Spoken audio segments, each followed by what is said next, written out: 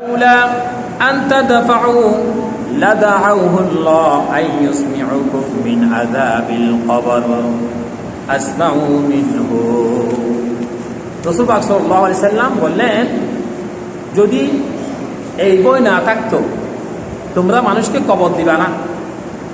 নবীজি বললেন যে আমার একটি চিন্তা লাগতেছে যে তোমরা যদি মানুষকে যদি কবর দিবা না, এটা যদি আমার মনে থাকতো, মনে হচ্ছে তোমরা কবর দিবা না, যদি আযাব আমি তোমাদেরকে দেখার জন্য আল্লাহর দরবারে দোয়া করতাম। নবীজি দোয়া করলে আল্লাহ কবুল করতেন, আমরাও কবরের আযাবগুলি দেখতে পাইতাম।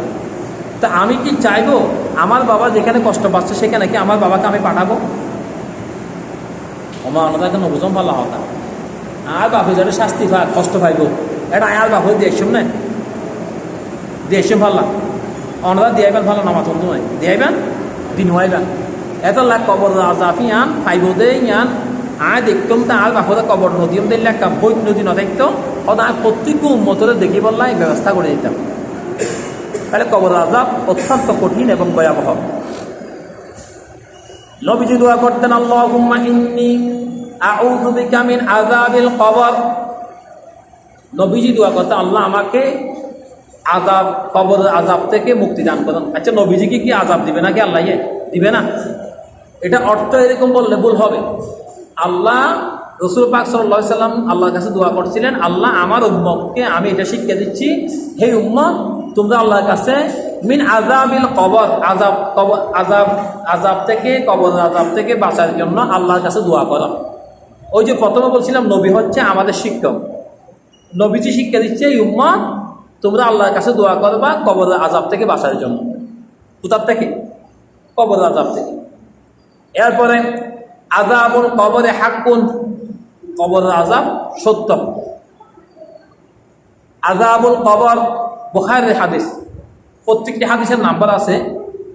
কবরের আযাব সত্য, মিথ্যা নয়, এটা বাস্তব, এটা চিরান্ত, এটা সত্য। এরপরে কুরআনুল কারীমে আল্লাহ সুবহানাহু ওয়া তাআলা বললেন, আল্লাযীনা তাতাওয়াফাহুমুল মালাইকাতু তাইয়্যিবিনা ইয়াকুলুনা সালামুন আলাইকুম উদখুলুল জান্নাতা বিমা কুনতুম তা'মালুন। ফেরেশতারা যাদের মৃত্যুতে উত্তম অবস্থায় তাদেরকে, কিছু মানুষ যারা ভালো মানুষ তাদের মৃত্যু একরকম হবে আর কাফেরদের মৃত্যু অন্যরকম হবে। ইন্নাল আবদা ইদা উদিয়া ফি কবরি ওয়া তাওয়াল্লা আনহু আসহাবাহু, যখন বান্দাকে কবর রাখা হয় তখন লোকজন তাকে ফেলে চলে আসবে, এটাই সত্য। কেউ তার সাথে থাকবে না, আপন যত হোক তার সাথে কেউ থাকবে না। এরপরে একটি হাদিস এসেছে, এটা হচ্ছে যখন মুমিনকে যখন কবরে রাখা হবে, যখন বলা হবে ওনাকে চিনো,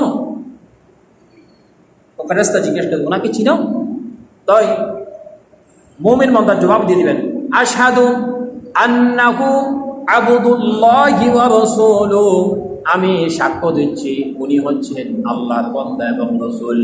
ফায়াকালু লাহুল জুর ইলা মাকআদিকা মিনান নার, তখন তাকে বলা হবে আল্লাহর বান্দা তুমি সাক্ষ্য দিলাম তোমার নবী মুহাম্মদুর রাসূলুল্লাহ সাল্লাল্লাহু আলাইহি ওয়াসাল্লাম।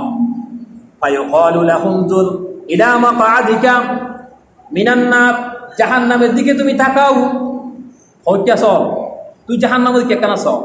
আর হইবতে জিবাইয়ে মুহাম্মদ সাল্লাল্লাহু আলাইহি ওয়াসাল্লাম আল্লাহ তাআলার মুহাম্মদ সাল্লাল্লাহু আলাইহি ওয়াসাল্লামের নবী হিসাবে উত্তর দিতে পারিব, জানিব, বুঝিব, চিনিব। এবার হইব কেন জাহান্নামের দিকে আছ? হইতাছ জাহান্নামের দিকে আছ, কি আল্লাহ চাইব দে ফড়াইয়ে কদ আবদালাকাল্লাহু বিহি মাকআদা মিনাল জান্নাহ।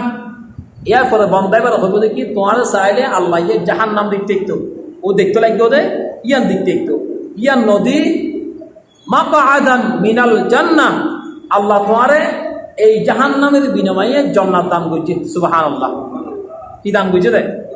শাস্তির পরিবর্তে তোমাকে শান্তির জায়গা আল্লাহ জান্নাতে দিয়েছেন। আল্লাহ আমাদেরকে এরকম জান্নাতে যাওয়ার জন্য তৌফিক দান করেন, বলেন আমিন।